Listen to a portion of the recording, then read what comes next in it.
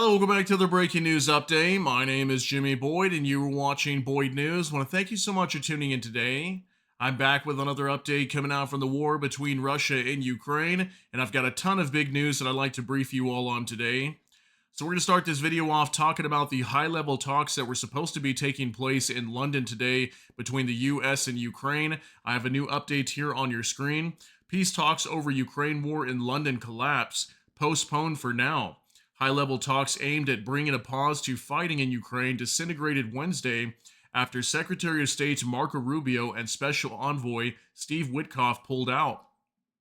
Yeah, so we actually heard this yesterday. We heard that Marco Rubio was not going to be attending this meeting. We didn't hear anything right away about Steve Witkoff, but it looks like he pulled out last minute as well. And these were actually the only people meeting today. What you see here on your screen were the foreign and defense ministers from Ukraine and the UK. Okay, so we have David Lammy there, Andriy Sybiha, Rustem Umarov, and John Healey. Okay, so they met today and we're discussing this war and trying to figure out a way to get a ceasefire. And it looks like Ukraine is actually pushing for that more right now. They're more focused on trying to get a ceasefire first before even talking about the outcome of this war and what territories are going to be divided up and all those different talks.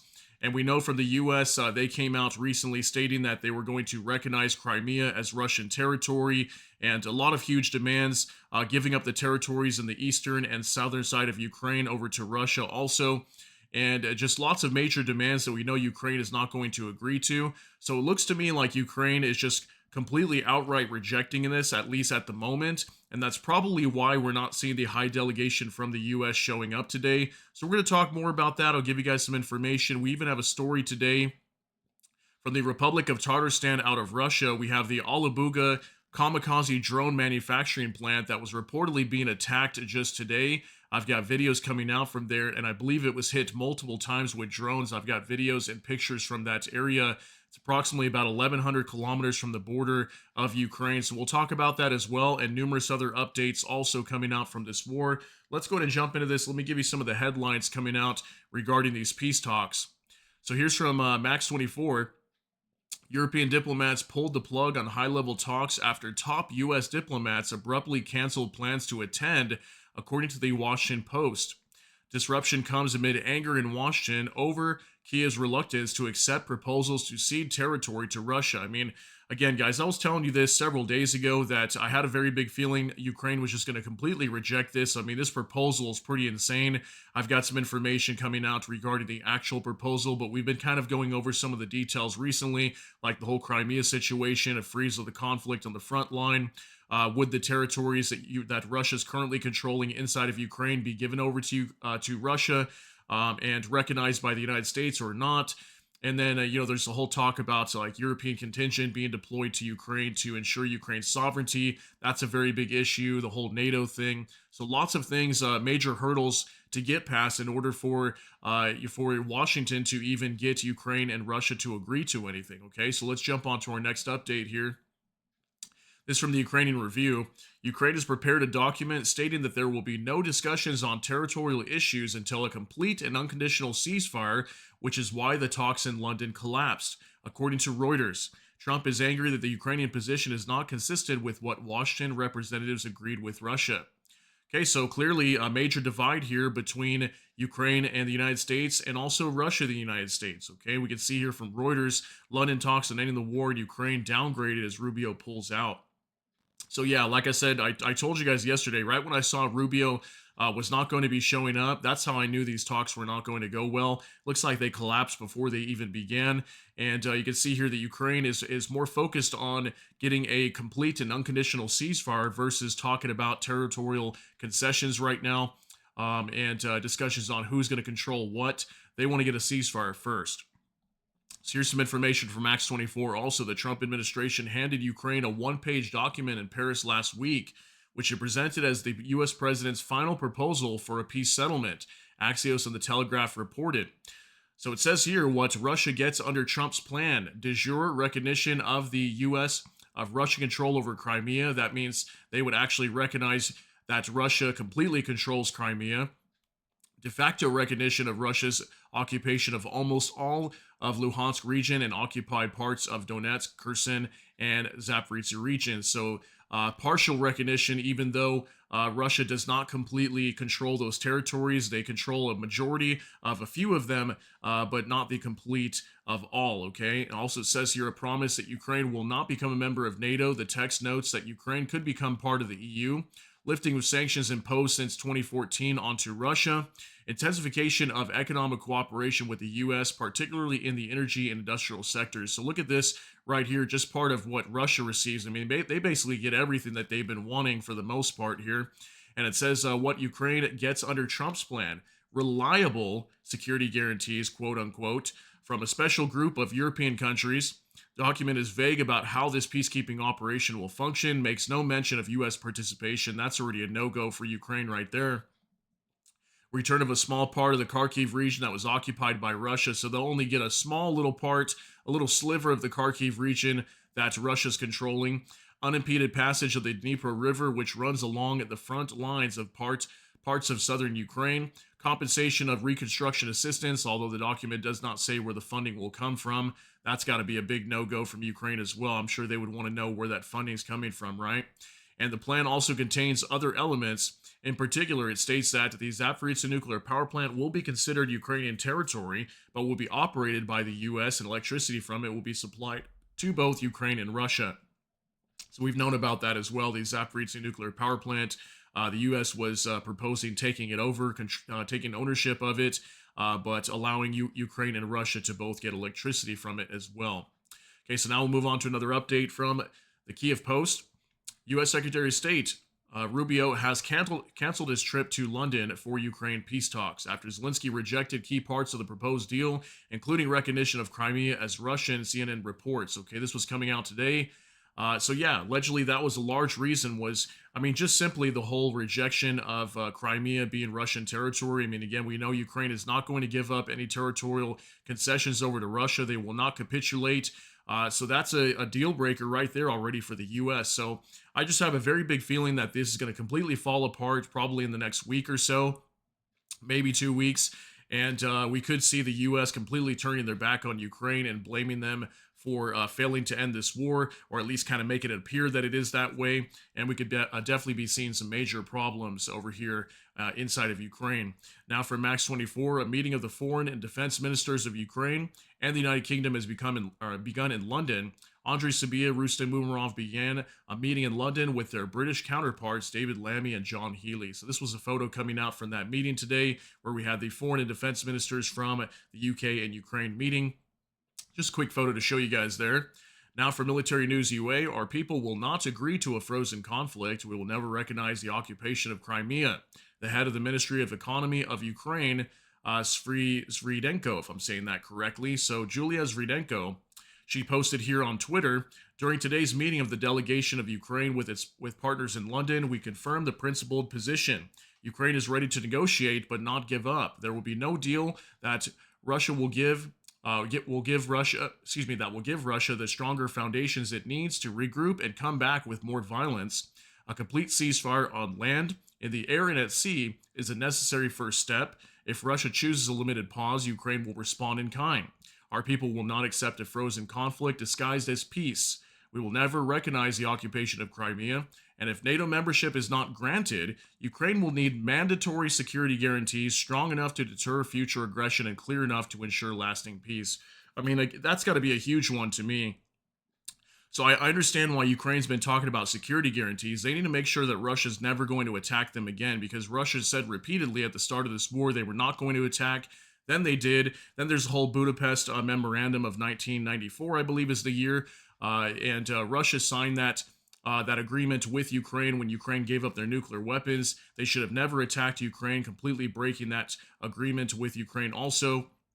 So I could totally see why Ukraine would feel the need to request these security guarantees and make sure they're strong enough to deter Russia's aggression, right, in the future. Now for Military News UA, Ukrainian delegation plans to ignore Trump's peace plan at talks in London. Instead, it will focus on a 30-day ceasefire, according to Axios. Okay, this is what Axios was reporting today. That this is what Ukraine's going to be focusing on, okay, is securing a 30-day ceasefire versus working on Trump's peace plan. So could we see the Trump administration pulling out here very soon in these talks? I think it could be highly likely. We'll see if they have the patience to stick in it. Now, from Bliskovka, Ukraine does not exclude any of the formats that can lead to a ceasefire and further to real peace. Volodymyr Zelensky, the president of Ukraine, said. The president noted that stopping the killings is task number one. Ukraine insists on an immediate, complete, and unconditional ceasefire, but this is possible only when Russia agrees to it and stops the killings. Peace can come in silence, and the first sign of silence is the absence of terror, Zelensky said. Okay, so once again, Zelensky coming out and calling for a complete and unconditional ceasefire once again, okay, and calling on Russia, let's get the ball moving here. Let's start getting a ceasefire going first. Then we can start negotiating to try to end this war. So Zelensky once again stating he's open to talking with Russia, but they need to get a ceasefire first. Now, from Anton Gerashenko, French presidential office said Europe requires Ukraine's territorial integrity in any peace deal, The Guardian reported. After U.S. Vice President J.D. Vance stated that both Ukraine and Russia would need to make territorial concessions, President Emmanuel Macron's office told AFP that Ukraine's territorial integrity and European aspirations are very strong requirements for Europeans. Okay, here's part of the report from The Guardian. Europe requires Ukraine's territorial integrity in any peace deal, says French presidency. European countries think any peace deal to end the Ukraine war with Russia has to include the pro-EU nation's territorial integrity, France's presidency said on Wednesday. Ukraine's territorial integrity and European aspirations are very strong requirements for Europeans, President Emmanuel Macron's office told Agence France Presse, or AFP, after U.S. Vice President J.D. Vance suggested both sides would have to give up some territory that they currently own. Okay, so yeah, this was a report from J.D. Vance today, the Vice President of the U.S. He did come out stating that, okay, that both sides would have to give up territory, but France is saying no. We need to ensure Ukraine's territorial integrity. That includes Crimea, that includes all the 4 territories that Russia has been attacking for the last 3 years. And this needs to be put first before anything else, okay? So again, we know Europe stands on the same side as Ukraine. The U.S. does not stand on the side of Ukraine. They definitely stand more on the side of Russia. That's what we're seeing here. Russia's being handed Ukraine on a silver platter is how it seems here, based on this peace proposal that is being presented right now to end this war. Now from Max 24, Ukraine must ultimately decide its own future. We will never leave Ukraine, said Prime Minister Starmer, commenting on Vance's words that Washington will withdraw from peace talks if Kyiv does not accept U.S. proposals. Yeah, so J.D. Vance also basically issuing the final ultimatum saying that Ukraine and Russia better accept this peace plan or we could potentially walk away. We've been hearing that a lot over the last few days. So that's why I raised the question, is the U.S. going to walk out of these talks? And if so, what's going to happen here? How will the U.S. retaliate against Ukraine? How will it retaliate against Russia? Clearly some major hurdles here that need to be overcome, and I just don't see this war ending anytime soon. There's way too many issues on both sides, whether it be Russia or Ukraine if you stand in the middle. And it's not going to be an easy war to end, okay? There's a lot of major obstacles that need to be overcome here. Now from Volodymyr Tretyak, J.D. Vance, there needs to be some territorial exchange. Both sides need to lay down their weapons, freeze this matter, and get on with building a better Russia and a better Ukraine. If the American peace proposal is not accepted, the U.S. will withdraw from the negotiations, Vance added. And he says, thoughts. So yeah, this was the statement coming out from J.D. Vance today, okay, saying that both sides need to give up territory, and in the end, also, they need to get on to building a better Russia and Ukraine and stop focusing on this war. I mean, obviously, the killing needs to stop. I think a lot of people can agree with that. But, clearly here, both sides, Russia and Ukraine, have major demands that need to be met first. Now for Max 24, the U.S. does not support Russia's demands for the demilitarization of Ukraine and does not deny the participation of European forces in the future system of security guarantees for Kyiv. This was reported by Reuters. And in addition, European allies intend to maintain sanctions pressure on Russia until the completion of a full peace process and not just until the cessation of hostilities. So that's a big one here. Europe keeping up the pressure with sanctions onto Russia until we get a complete a peace deal that has been signed between Ukraine and Russia, not just when we get a ceasefire, okay? So they won't be lifting sanctions. And then also the U.S. is not open to the demilitarization of Ukraine. And then also in terms of a European contingent into Ukraine. Looks like they're open to that as well. We've been hearing a lot about that recently, so that's good for Ukraine. Now, here's a response regarding European contingent as well from Max 24 from the Russian side. Russia will never participate in talks where the idea of European troops on Ukraine's territory is discussed. Russia's Federation Council Speaker Matvienko. Okay, so now we can see again another major hurdle here. Russia's not open to having European troops deployed inside of Ukraine. This is exactly what Ukraine wants to ensure their sovereignty. I mean, you got to understand, Ukraine wants to make sure they're never going to be attacked by Russia again. Russia wants to make sure that they can attack Ukraine in the future if need be, and they don't want European troops there on their soil because it will completely, defend Ukraine from any future attacks, especially with NATO being involved. If Ukraine were to get in NATO, then Russia definitely can't attack Ukraine. So you can kind of see where this is going here.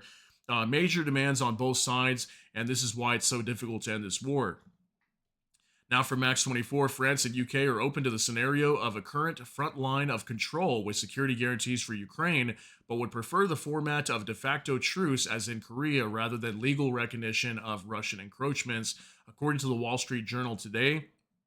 So this is what France and UK is open to, okay? So they're open to like a de facto truce between Russia and Ukraine. This is probably in terms of the other four territories. That'd be like Luhansk, Zaporizhia, Kherson, these other regions, Donetsk region on the eastern side of Ukraine. So kind of like freezing the conflict where it's at versus like giving up these territories over to Russia as a whole. And we know Ukraine eventually wants to try to get all these territories back, whether they do it diplomatically or maybe in the future, could they do it with force? And could this war pick back up again down the road? I think it could be likely depending on the way this war ends. Now, from Jurgen Nodit, the slimy lizard Peskov is what he says, but he's talking about Dmitry Peskov. Clearly, Jurgen Nodit, major supporter of Ukraine, so that's why he's speaking that way. The meetings of the heads of foreign ministries on Ukraine in London did not take place because the parties were unable to agree on their positions on some issues. He also noted that Russia continues to maintain contact with the United States. We can only hope that Kremlin gang will eventually laugh themselves to death at the naive Trump and the incapacitated and hypnotized Europe. Okay, so Jurgen Nodit sharing his feelings on this war and just coming out stating that Dmitry Peskov here in this clip was pretty much stating that that the talks collapsed due to the U.S. and Ukraine not being able to agree on certain issues in this war, which we are very well aware of at this time. Excuse me. Now from Visioner, Russia, Republic of Tatarstan. Ukrainian drone forces bombed one of the most significant industrial bases of Russia's military-industrial complex, the Alabuga kamikaze drone manufacturing plant, where Russia's established a production line for the Iranian Shahed-type kamikaze drones. Alabuga is located approximately 1,100 kilometers from Ukraine's border. Okay, so now let's move on talking about these attacks taking place inside of Russia. So we had this drone manufacturing plant being attacked in the city of Alabuga, which is located in the Republic of Tatarstan, about 1,100 kilometers from Ukraine's border. I've got a quick video to show you guys, about 24 seconds. We can see lots of smoke coming from this area. Reportedly, this facility got hit by multiple drones. Take a look.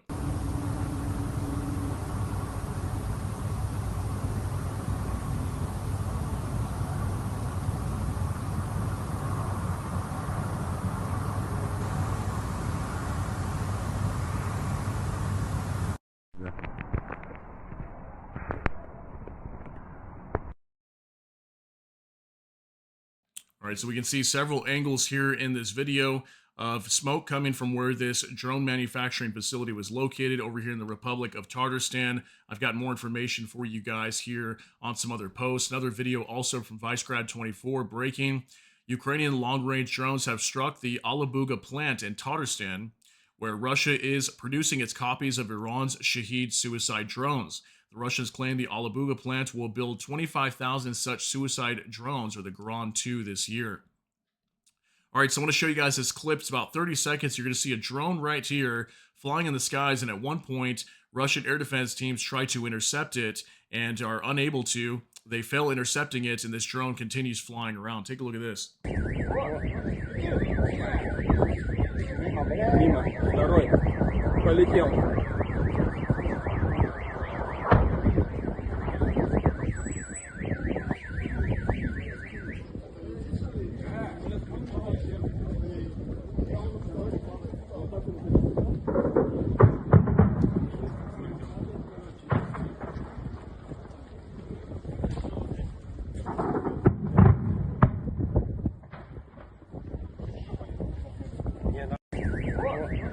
All right. So meanwhile, while we see this drone flying over here in the skies, while the Russians fail to intercept this thing, you can hear lots of explosions in the background. Probably lots of air defense interceptors going off, drones crashing into these facilities over here. But these are the grounds where this drone manufacturing facility is located at over here in Yelabuga in the Republic of Tatarstan.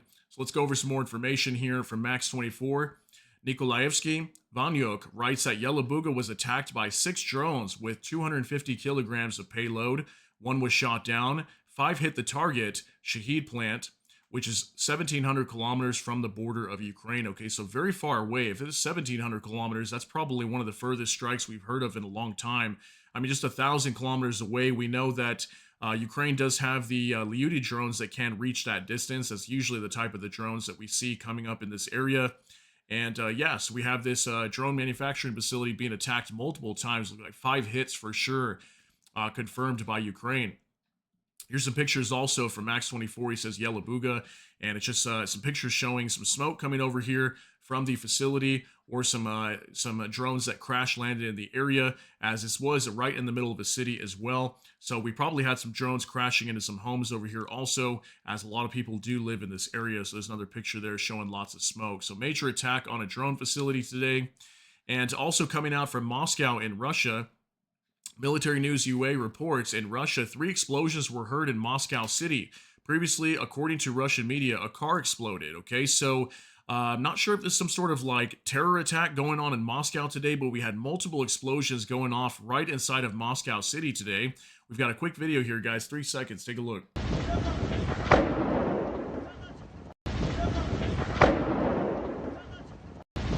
Okay, I let that roll a couple times in case you missed it, but we can see a fire that has broken out here and lots of smoke right in the city center of Moscow.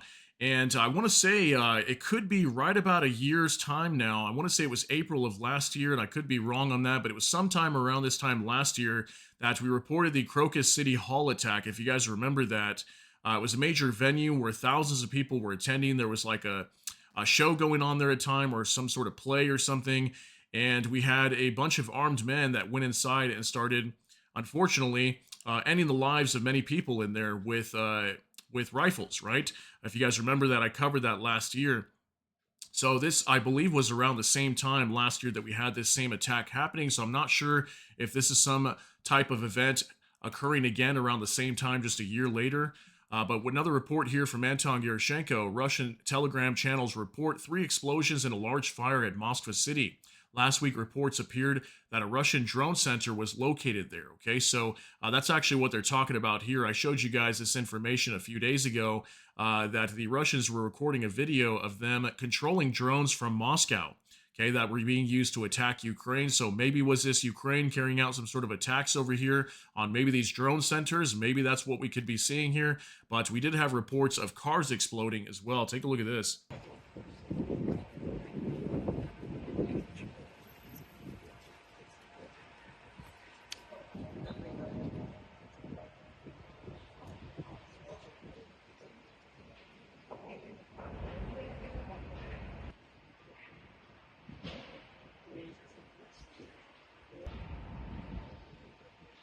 All right, we'll go ahead and pause it there, guys, so we can see this fire that has broken out here right in the middle of all these tall buildings, also directly in the center of Moscow is what's being reported here. So again, we don't know too much information coming out regarding these explosions, but it makes me wonder if this could be some sort of terror attack, or is this Ukraine carrying out these jobs, hitting these drone centers that the Russians are using to attack Ukraine from, okay? Now from UA Voyager, Russians keep targeting Ukraine's civilian population. Pokrovsk, another day of hell. We can't let Russia go unpunished for what it's unleashing on us, okay? So a 5-second clip of what's going on here in Ukraine. There's actually no sound here, so we'll go ahead and just let this roll. But looks like we had another attack here in Pokrovsk, probably drones or artillery striking a high-rise building. And the city of Pokrovsk really has not very many residents living here anymore. It's that major transports and rail hub city that we talk about a lot in the Donetsk region of Ukraine. Ukrainian forces are located over here, so maybe the Russians were targeting the Ukrainian forces. They could have been inside these buildings. But again, another major attack here, what looks like on a high-rise building inside the city of Pokrovsk, okay?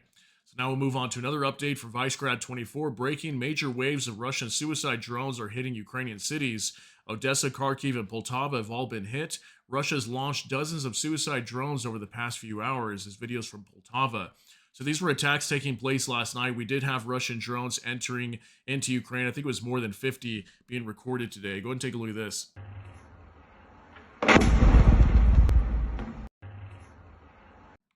All right, massive explosion over here in Poltava in eastern Ukraine as well. Poltava's been hit a lot before. I think we had Odessa being heavily hit again last night. Lots of fires and destruction over there in southwestern Ukraine. So move on to another update now from Anton Gerashenko. Russian drone strike on a bus full of people in Marganets, Dnipropetrovsk region. 9 people killed, 30 injured. People were going to work. Russia's strikes on Ukrainian civilians do not stop. Okay, this was the bus that was allegedly blown up by a drone today from the Russians, and these were just innocent people heading over to work, and you can see it was attacked, completely destroyed, and 9 people unfortunately losing their lives and 30 injured on this bus. I mean, it was a packed bus of people heading to work, and this was one of the major headlines coming out from Ukraine today. A very sad story to have to report. Many people losing their lives. Now for Max 24, the Russians destroyed one of the key enterprises of the Kherson region's energy infrastructure, according to the OVA. The occupiers hit the facility that provides the city with electricity with artillery and drones. Attacks from UAVs continue to this day. Okay, so another major energy infrastructure system in the Kherson region being destroyed. It looks like one of the major ones, according to this information here. And the Russians have been attacking a lot of Kherson's energy supply. This was even happening during the so-called 30-day truce or whatever from Russia. Russia wasn't supposed to be attacking Ukraine's energy facilities. There was reports several times coming out from Kherson that I shared with you guys at the time that Russia was attacking their energy infrastructure over there. Looks like they're still doing that, and they could possibly be trying to collapse Ukraine's Kherson region. Now for Max 24, Ukraine plans to compensate for the shortage of soldiers in the AFU by actively introducing combat robotic systems on the battlefield, the Telegraph reported today. Snake Robot, for example, controlled by an operator from a bunker a few kilometers from the front line, quietly moves above the ground, neutralizing Russian mines in its path. Snake is just one of the models that will be included in the arsenal of 15,000 robots, which, according to Kiev, will be deployed to the front this year. So imagine if this war, imagine if this war does come to an end and Ukraine just continues deploying all these drones. I mean, they could definitely create a wall of drones, whether it be aerial drones, land-based drones, sea-based drones, and they could definitely utilize that to ensure their sovereignty as well. Obviously, that only goes so far, but Ukraine's going to continue upgrading their drone production and producing all kinds of different types like what you see here. So it says Ukraine's robot army is a glimpse of the future of warfare. Developers say technology is not about replacing infantry, but integrating machines into military operations to gain the edge against Russia. So, pretty insane, guys. I mean, Ukraine's just creating all kinds of different drones right now. We're seeing this much more than what Russia's doing. Russia's more heavily relying on, if anything, just FPV drones, aerial attack drones, and then their own mechanized assaults, while Ukraine is over here trying to preserve the life of Ukrainian soldiers as much as possible and utilize drones on the battlefield. So, pretty insane news. Now for Military News UA, additional footage of explosions on the territory of Russian 51st Arsenal near Moscow. Okay, so this is what we reported yesterday to you guys, the 51st Grau Arsenal that exploded. We still don't know if Ukraine attacked it, but take a look at this video. This is a new video footage coming out in the area showing this secondary explosion over here after this whole place just completely blew up in flames. And from what we heard also coming out today from NASA firm's fire maps, they were stating that the entire facility was on fire, okay? So I would not be surprised this whole place is done by the time it's finished detonating. And there was many reports that it was still detonating all the way into the late evening yesterday. Here's another video also from Preston Stewart. Russian sources are reporting that ammunition is falling as much as 10 kilometers away from the depot that was hit today. So take a look at this. You're going to see an explosion right there 10 kilometers away, guys. That's how far these missiles and bombs were just launching all over the place after we had this massive explosion at Russia's 51st Grau Arsenal, located in the Vladimir region close to Moscow just yesterday. Okay, so pretty insane video coming out from there.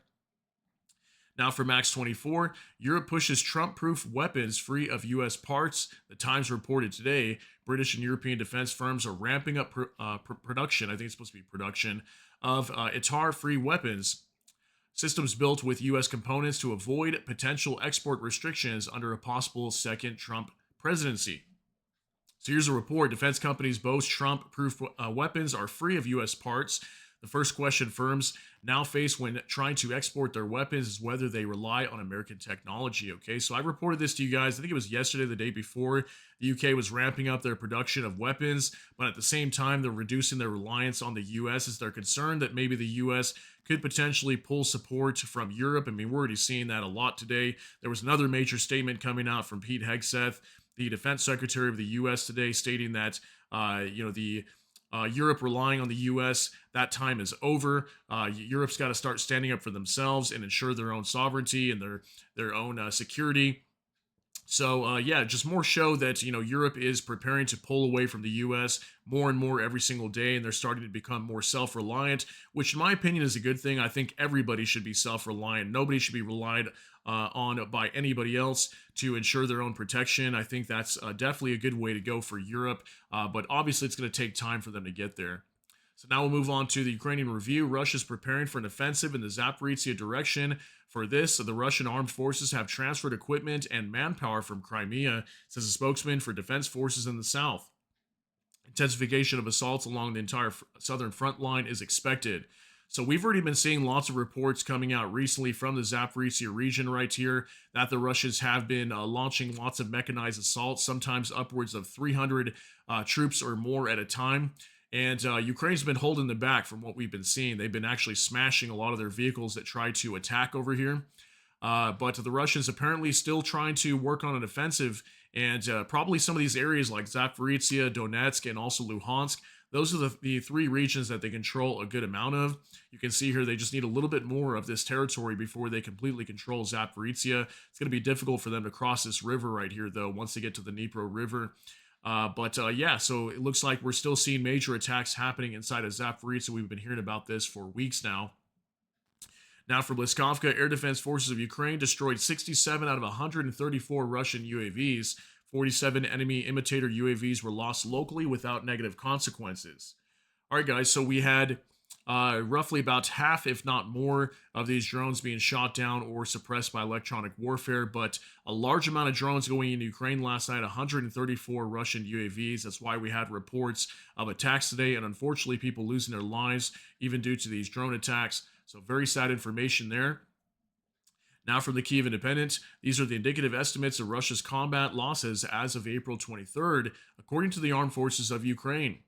And our final updates of the day, guys, Russia's losses as of April 23rd, 1,210 troops, 11 AFVs, 163 vehicles and fuel tanks, 8 tanks, 85 artillery systems, 138 UAVs, 1 MLRS, 1 anti-aircraft warfare system, and 1 special equipment.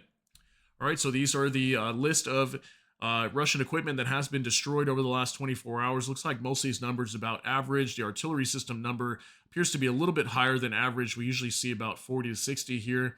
Vehicles and fuel tanks still about average, 150 to 200 we've been seeing recently. So based on this information, looks like the Russians are still picking up their attacks for the most part. But the troop numbers still seeing about average as well. Okay, guys, so I want to thank you very much for being here. Lots of big news coming out from this war. Let's wait and see what happens here with these talks between the U.S. and Ukraine. Again, I still think that things are going to fall apart over the next week, but we'll see. Maybe we'll get a miracle here that will turn around. Maybe this war can come to an end safely. Maybe Ukraine will get more of what they're expecting. But again, a lot of these issues are just very hard for Ukraine to agree to a lot of the proposal that the U.S. has presented to them. So we'll see how this plays out, guys. We'll follow this closely. If I get more updates, I'll give you guys another video and news alert here very soon. But I want to thank you very much for tuning in for this update. If you got something out of this, please smash that like button. Also, if you enjoy my content, please consider subscribing down below. Hit the notification bell. That way YouTube can notify you. And with that, hope you all have a great day. Everybody take care and God bless. And we'll see you in the next one.